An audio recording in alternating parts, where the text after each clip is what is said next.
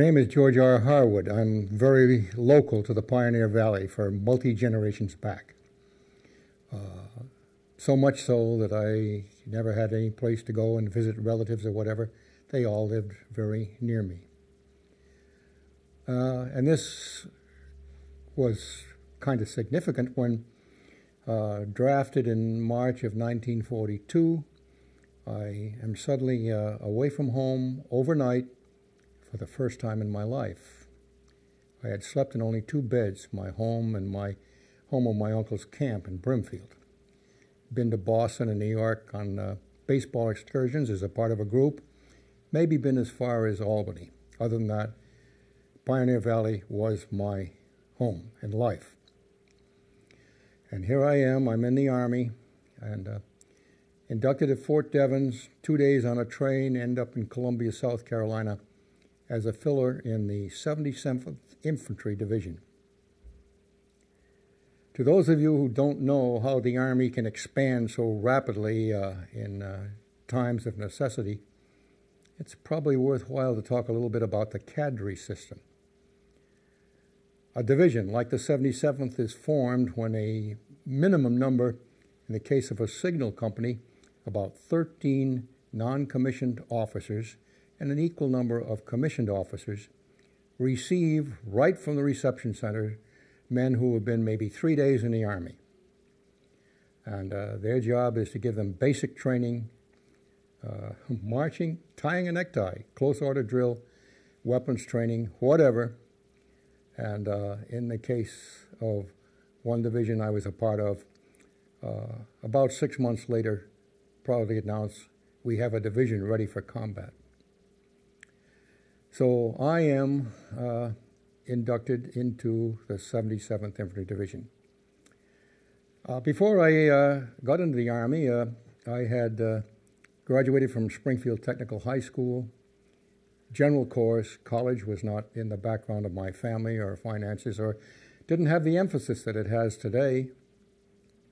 I had a steady job. In 1938, I had a steady job, starting as a messenger. I'd been in the bank about 4 years, was a clerk, minor clerk, in the Third National Bank, a bank that no longer exists.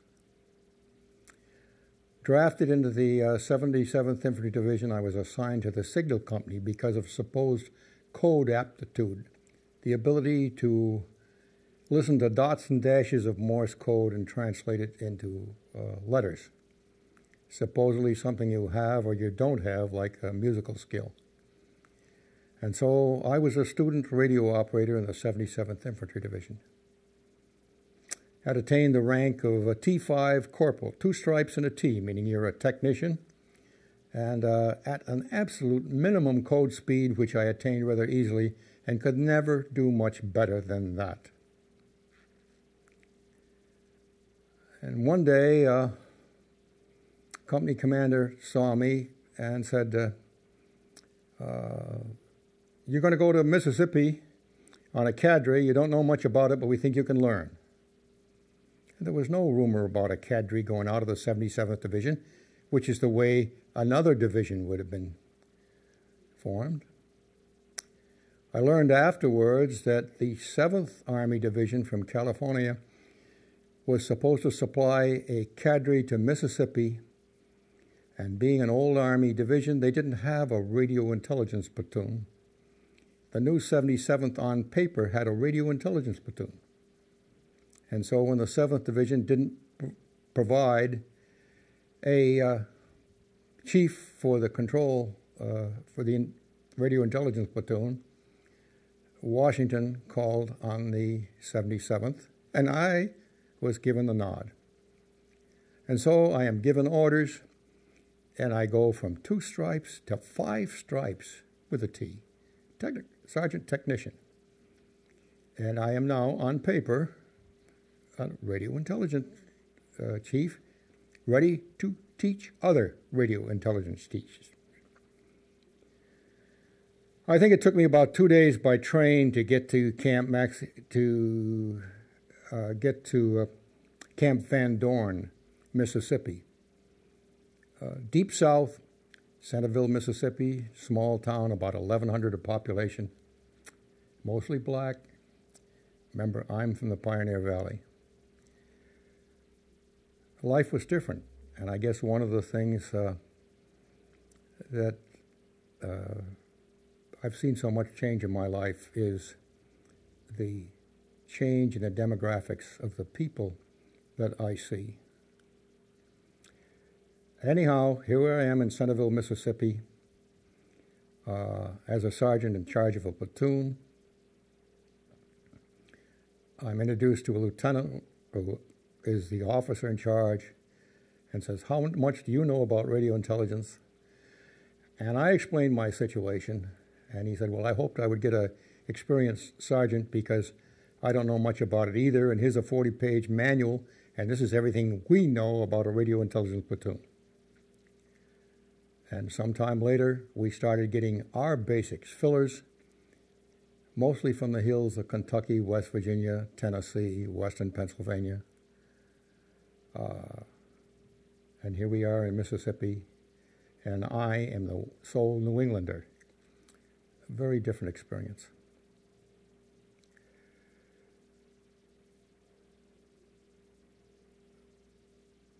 I was promoted to Master Sergeant in the Radio Intelligence Platoon. And we taught our men who, in 1942, in the United States of America, statistically were 10% illiterate. Now, it really was not true.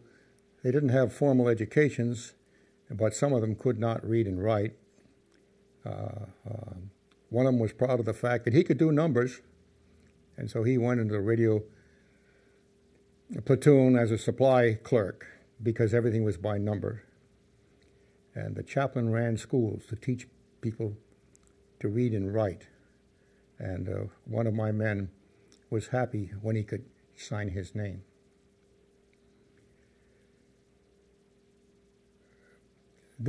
I had a barracks. Now, Camp Van Dorn was one of the last camps built in World War II. It consisted of, as has been said, green lumber, one-story barracks covered with tar paper, and each company had a single brick building for a latrine and washroom that was heated. The barracks were heated by coal stoves, 2 pot-bellied stoves in each barracks. I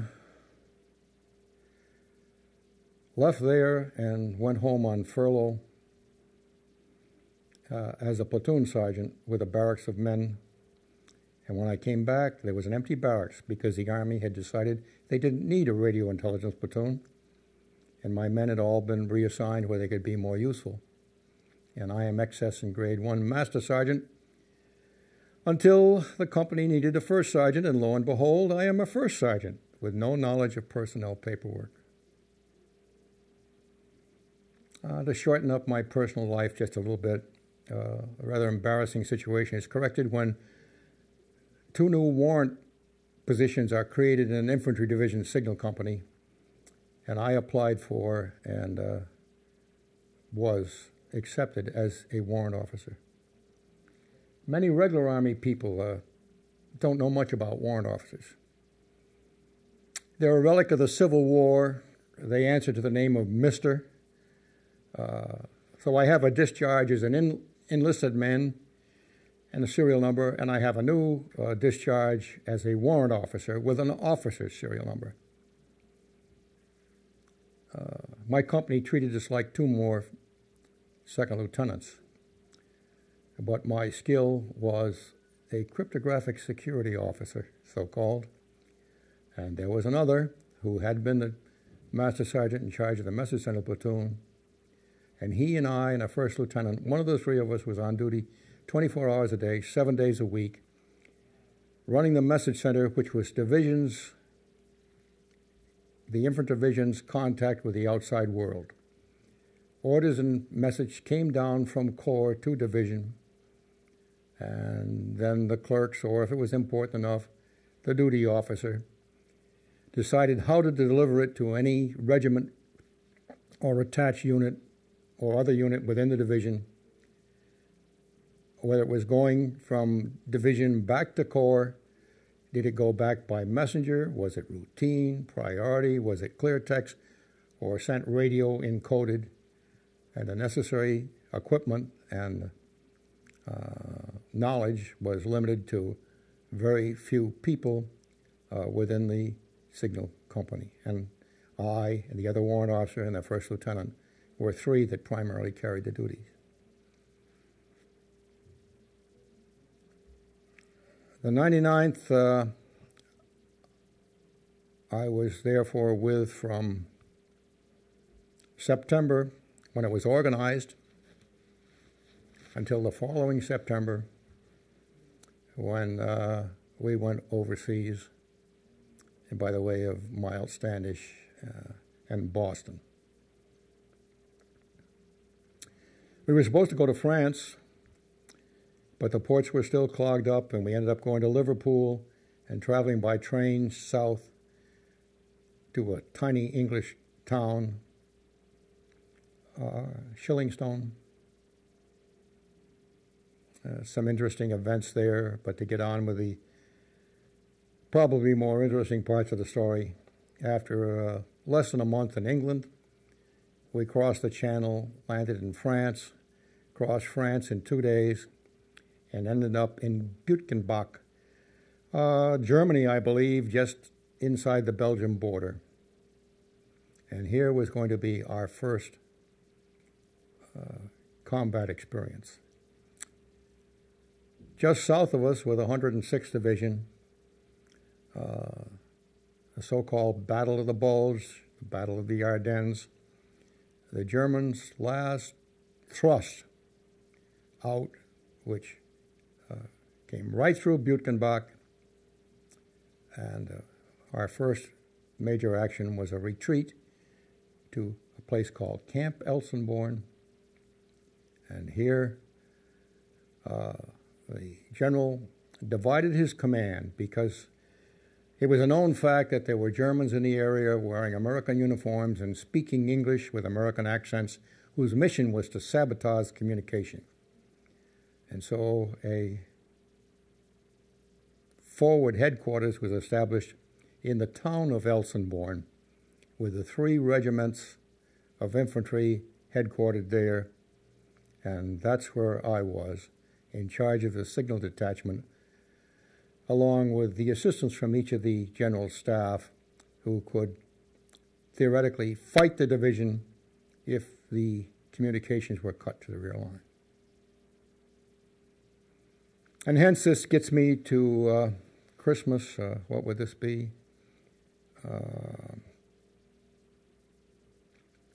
1944. And every year at Christmas time, I get a bit nostalgic, and I started to write about my 4 Christmases in the Army.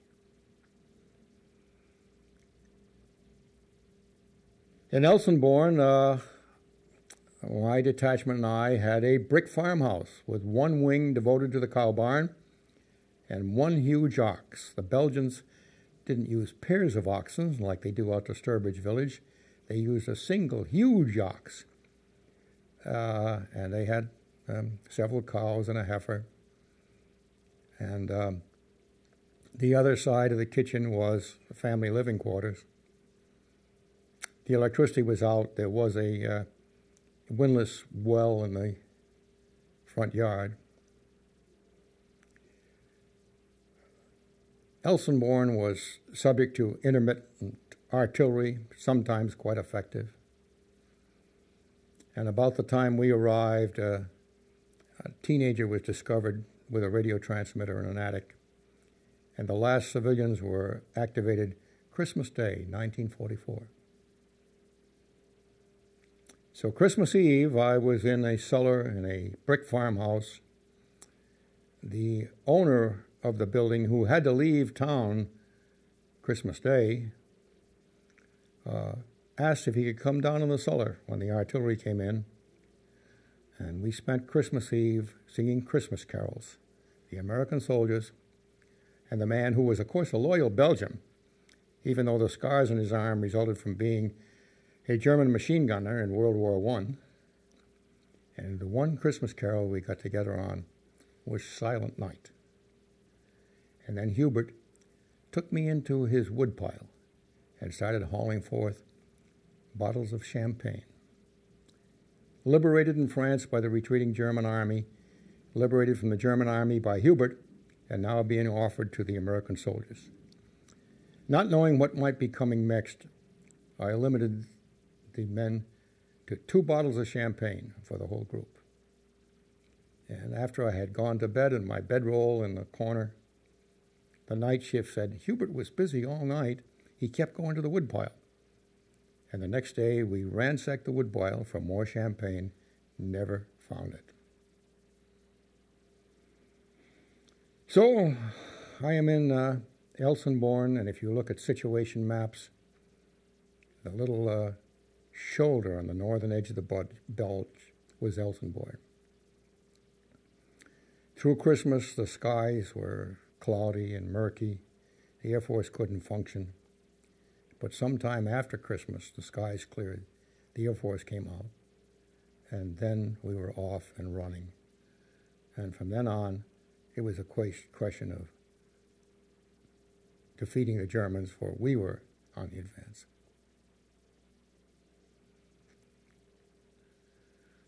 This is all in First Army. And I would testify that First Army was organized, efficient, got the job done.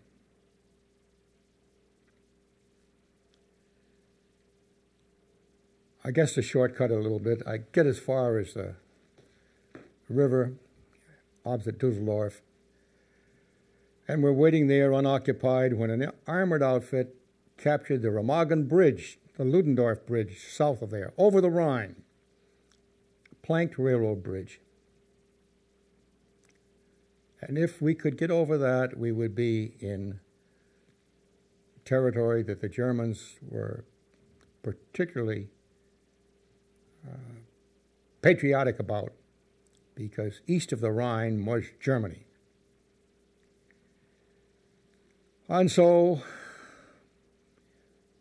the 99th Division was ordered on forced march, travel south out of First Army into the 9th Army, General Patton's army. He might be a great general, but life for an infantryman in Patton's army was not the same as life in Hodges' army.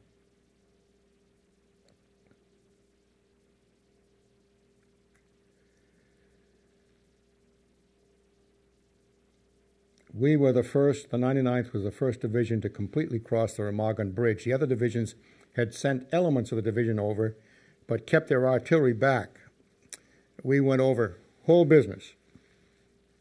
And here we are at division headquarters, east of the Rhine, and warrant officers traveling with the officers, of course,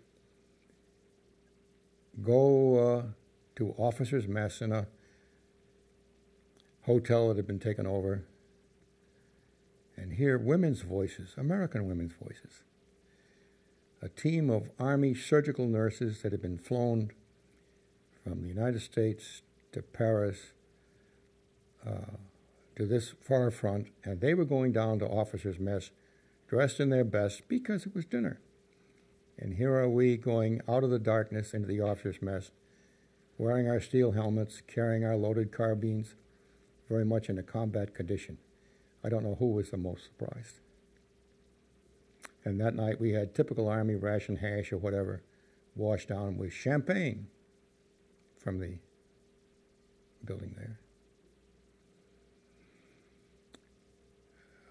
From here, I continued with the 99th, and all of a sudden I've been talking a long time, and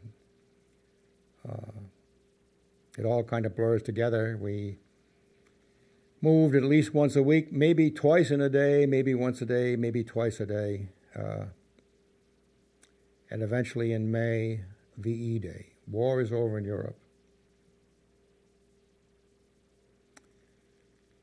99th Division is selected to go back to the States for deactivation.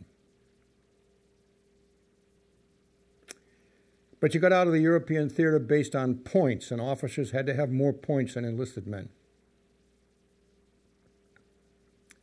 The 1st Division, regular Army of course, Big Red 1, was going to stay on in Germany as occupying troops, and they interviewed personnel from the 99th and also from an armored outfit newly come over, and selected the people that they wanted to stay and be a part of their elite division. And so now I am in the 1st Division, and my Army occupation experiences were in the 1st Division. I'm a message center officer, but again, all of a sudden I am assigned as the signal officer for the city of Würzburg, which is alles ist kaputt, as the Germans would say. And now I have a group of men, and we are cooperating with civilians of the Telegraph and Bauamt, the German telephone company, quasi-government, something like our post office. And we are trying to rehabilitate existing facilities for joint use. And lowly Warrant Officer George will tell you, Colonel, when you come into Würzburg, how many telephones you can have. And if you don't like it, you can take it up with my colonel, who is miles away. And so I'm supervising a switchboard run by German women, 2 classes. Elderly, gray-haired German women who had been telephone operators all their life, knew all about switchboards, didn't know much about English. And young German girls who had excellent high school English, but didn't know much about switchboards.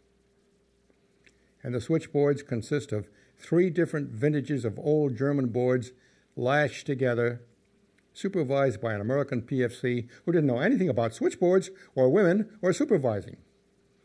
And I'm responsible for the telephone service in Würzburg. Frequently I got remarks that it was not the best, but we did what we could.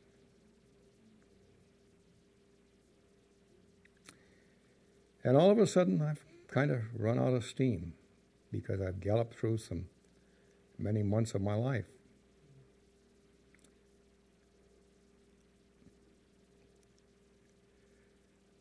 Eventually, came home, again quite unexpectedly.